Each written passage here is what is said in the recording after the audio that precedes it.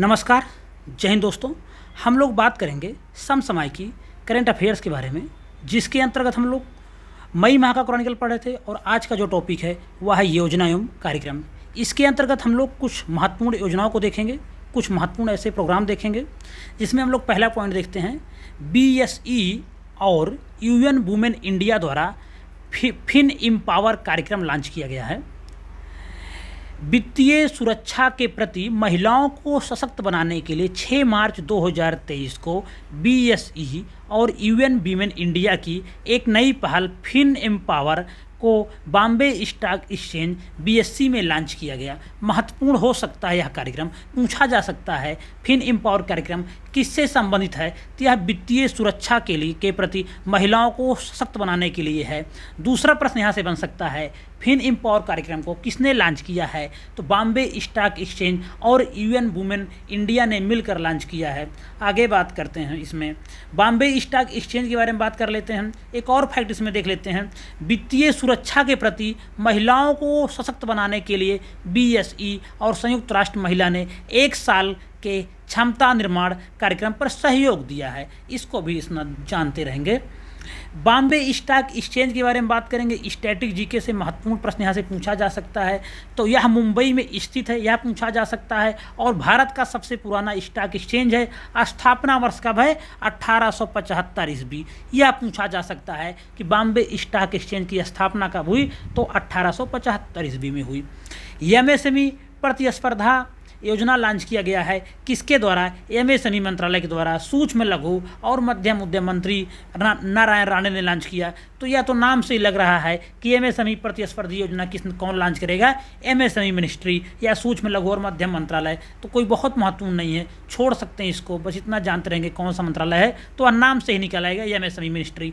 भारतीय प्रवासियों के लिए वैभव फेलोशिप योजना 15 मार्च 2023 को भारत सरकार ने तुर्की में भारतीय प्रवासियों के लिए विज्ञान, प्रौद्योगिकी, इंजीनियरिंग, गणित और चिकित्सा में एक नई फेलोशिप योजना वैभव फेलोशिप शुरू किया है। किस क्षेत्र में, विज्ञान, साइंस, टेक्नोलॉजी, इंजीनियरिंग, मैथ और मेडिसिन के क्षेत्र में। कहाँ लॉन्च हुई, तुर्की में। प्रवासी भारतीयों के लिए है यह।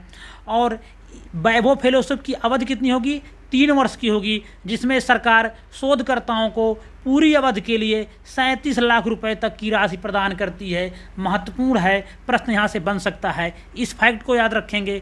और यह योजना महत्वपूर्ण है, प्रश्न यहाँ से आपको देखने को मिल सकता है। आगे हम लोग बात करेंगे। नीति आयोग ने ATL सारथी लॉन्च किया है। पहला प्रश्न सीधे यही निकल कर आएगा कि किसने ATL सारथी लॉन्च किया, नीति आयोग ने।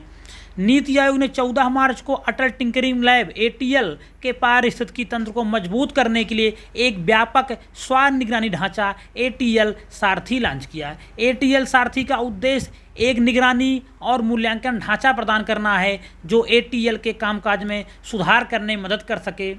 अटल इनोवेशन मिशन युवा मन में जिज्ञासा, रचनात्मकता और कल्पना को बढ़ावा देने के लिए पूरे भारत के स्कूलों में अटल टिंकरिंग लेबोरेटरीज ATL की स्थापना कर रहा है। अटल इनोवेशन मिशन कौन, अटल इनोवेशन मिशन युवा मन में जिज्ञासा, रचनात्मकता और कल्पना को बढ़ावा देने के लिए पूरे भारत के स्कूलों में अटल टिंकरिंग लेबोरेटरीज लॉन्च कर रहा है, ATL की स्थापना कर रहा है। इस फैक्ट को मैं बार बार इसलिए रिपीट कर रहा हूँ कि यहाँ से प्रश्न बन सकता है कि अटल टिंकरिंग लैब या लेबोरेटरीज कौन स्थापित कर रहा है, तो अटल इनोवेशन मिशन। अटल इनोवेशन मिशन किसने शुरू किया है, नीति आयोग ने। याद रखेंगे, महत्वपूर्ण हो सकता है। अटल इनोवेशन मिशन ने अटल टिंकरिंग लैब स्थापित करने के लिए 10,000 स्कूलों को वित्त पोषित किया है। पूरे भारत में 10,000 स्कूलों को वित्त पोषित किया है। 27 इस्पात कंपनियों हेतु PLI योजना महत्वपूर्ण नहीं है, छोड़ देंगे इसको। हम वही यहाँ पर पढ़ेंगे जो एग्जाम के दृष्टिकोण से महत्वपूर्ण हो, जो एग्जाम में आने वाले प्रश्न हैं वही पढ़ेंगे। स्टैटिक जीके के अंतर्गत उत्पादन लिंक्ड प्रोत्साहन योजना PLI पूछी जा सकती है, तो केंद्र सरकार ने मार्च 2020 में PLI योजना की शुरुआत की है। यह स्वदेशी मैन्युफैक्चरिंग को बढ़ावा देने और आयात बिलों में कटौती करने हेतु बनाई गई नई योजना है। पूछा जा सकता है कि यह योजना कब लॉन्च की गई, तो मार्च 2020 में लॉन्च की गई। किस लिए की गई, स्वदेशी मैन्युफैक्चरिंग को बढ़ावा देने और आयात बिलों में कटौती करने हेतु बनाई गई है। रेशम कीट बीमा कार्यक्रम महत्वपूर्ण है, पूछा जा सकता है। यूकेपीसीएस और यूकेपीएससी के सभी एग्जामों के लिए बहुत महत्वपूर्ण है। उत्तराखंड ने अपने रेशम उत्पादकों की सुरक्षा के लिए उत्पादकों की सुरक्षा के लिए 9 मार्च 2023 को देश का पहला रेशम कीट बीमा कार्यक्रम शुरू किया। किस राज्य ने? उत्तराखंड राज्य ने अपने रेशम उत्पादकों की सुरक्षा के लिए 9 मार्च 2023 को देश का पहला रेशम कीट बीमा कार्यक्रम शुरू किया। इस योजना का उद्देश्य क्षेत्र में रेशम के उत्पादन को बढ़ावा देना है और उत्तराखंड रेशम कीट बीमा कार्यक्रम शुरू करने वाला भारत का पहला राज्य बन गया है। महत्वपूर्ण है, प्रश्न यहाँ से एग्जाम में आपको देखने को मिल सकता है। केरल में पहली अपशिष्ट से ऊर्जा परियोजना बनाई जा रही। कहाँ पे? कोझिकोड में। यह केरल के लिए सिर्फ पहली है। भारत में अब तक कम से कम ऐसी 100 अपशिष्ट से, देश भर में लगभग 100 अपशिष्ट से ऊर्जा परियोजनाएं संचालित हैं। कोई बहुत महत्वपूर्ण नहीं है, छोड़ सकते हैं।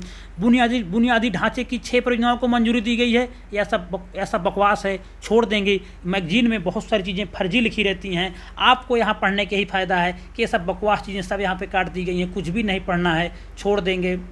तो पर्यावरण पारिस्थितिकी में आज के मई माह के क्रॉनिकल में कोई बहुत ज़्यादा टॉपिक नहीं था, सिर्फ 2-3 टॉपिक महत्वपूर्ण थे, जिसमें आपका था कि उत्तराखंड में जो ये रेशम कीट बीमा कार्यक्रम चल रहा वह महत्वपूर्ण था। उत्पादन लिंक्ड प्रोत्साहन योजना जो कि मार्च 2020 में चली, ये महत्वपूर्ण थी। अटल टिंकरिंग लैब महत्वपूर्ण था। अटल ATL सारथी महत्वपूर्ण था। भारतीय प्रवासियों के लिए वैभव फेलोशिप योजना लॉन्च की गई तुर्की में, ये महत्वपूर्ण था।